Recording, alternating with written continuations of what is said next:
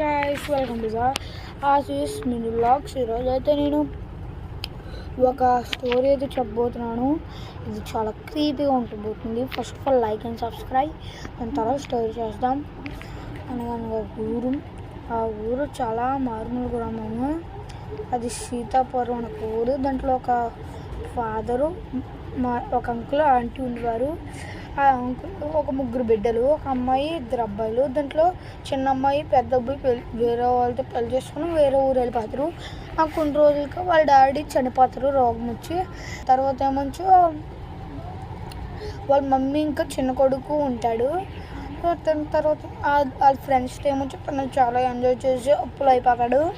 దాని తర్వాత ఏమొచ్చి వాళ్ళ ఫ్రెండ్స్ ఇది తనతో తిరగడం మానేసేలాగా వాళ్ళ మమ్మీతో అరే నేను మా మమ్మీ దగ్గర ఒక రింగ్ చేస్తాను రా అన్నాడు. వాళ్ళు ఏమంచి ఒక్కరా అంటారు. దాని తర్వాత నుంచి వాళ్ళ మమ్మీ దగ్గరికి వెళ్తారు. అమ్మ నాకు ఆ రింగ్ ఇవ్వ అంటే మంచో వాళ్ళ మమ్మీ ఏమంచో ఇవ్వను, ఇది మీ నాన్నగారు ఇచ్చి నాకు లాస్ట్ గిఫ్ట్ కాబట్టి నీకు ఇవ్వలేండి నేను అంటారు. దాని తర్వాత ఏమంచో తను చాలా పోతాడు. అది అయిన ఒక 5-6 డేస్ తర్వాత వాళ్ళ మమ్మీ చనిపోద్ది. అది తెలిసింది కాబట్టి ఆ అబ్బాయి ఇది వాళ్ళ అమ్మ వెళ్తున్నప్పుడు అక్కడ చెయ్యి కోసేస్తాడు.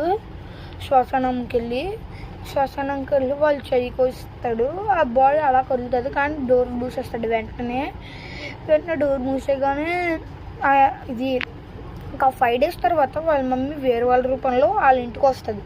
వాళ్ళ ఇంటికి రాగానే ఏమో బాబు వాటర్ ఉందా అంటే ఏమో ఉందా అంటే లోపలికి వచ్చి కూర్చోండి అంటే ఏమో తను వెళ్ళి కూర్చుంటుంది.